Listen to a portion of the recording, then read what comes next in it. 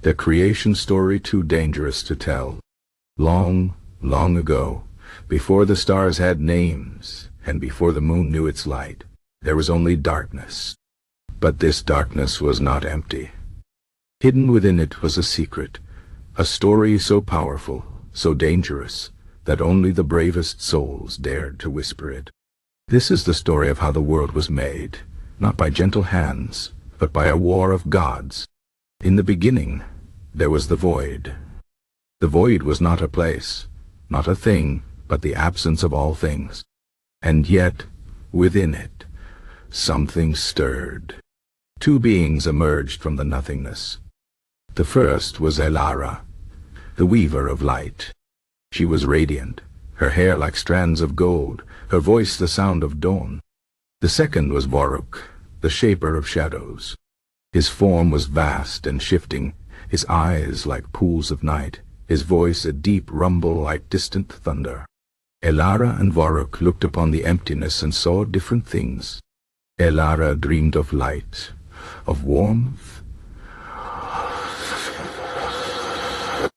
Vorruk saw order in the dark, strength in silence, beauty in the unchanging.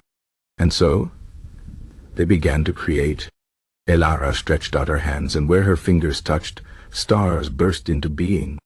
She sang, and her voice shaped the winds and the rivers.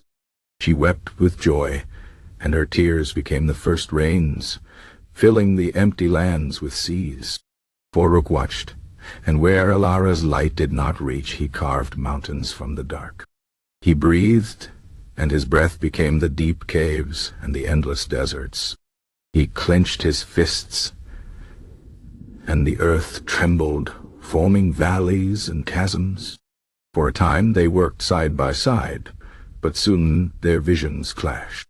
Aelara wanted life, trees, animals, beings who could laugh and love. Vorruk feared that life would bring chaos, noise, disorder. The world must be strong, unchanging, he said. Your creatures will only destroy what we have made. Aelara refused to listen. She shaped the first deer, swift and graceful, and the first birds whose songs filled the air. Vorruk saw these creatures and grew angry.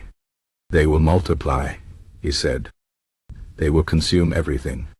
And so he created his own beings, creatures of stone and shadow, silent and unyielding to keep balance. But Aelara's creations were clever. They learned. They grew. They built fires to push back the dark. Vorruk saw this and knew his fears were true.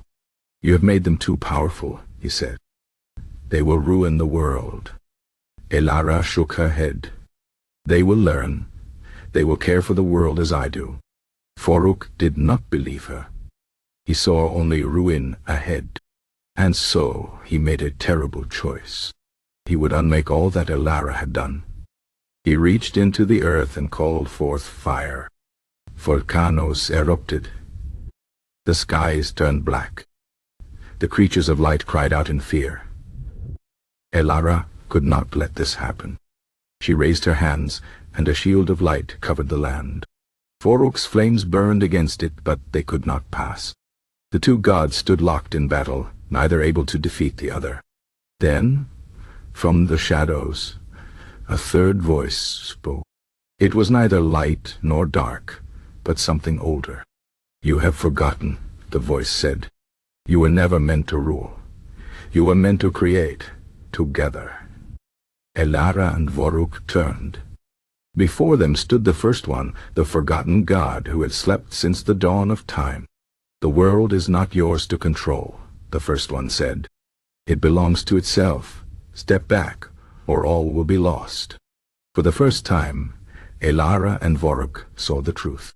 They had been so consumed by their own desires that they had almost destroyed what they loved.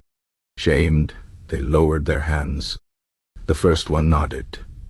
Now you must leave. The world will grow without you. But remember, creation is not control. It is a gift. And so, Aelara and Vorruk stepped away. Aelara became the sun, watching over the world with warmth but never interfering.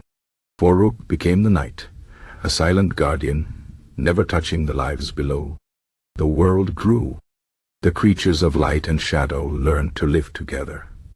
Some say that even now, if you listen closely, you can hear Aelara's song in the wind, or feel Vorruk's gaze in the deepest dark. But their war is over. The world belongs to those who live in it. This story was almost forgotten, for it tells of a time when gods nearly destroyed everything. But some truths are too dangerous to hide. Remember it well. Creation is a gift, not a weapon. And the world is most beautiful when it is free. Good night, dear listener. May your dreams be as vast as the sky, and as deep as the shadows, but never as dangerous as the secrets of the gods. Sleep well.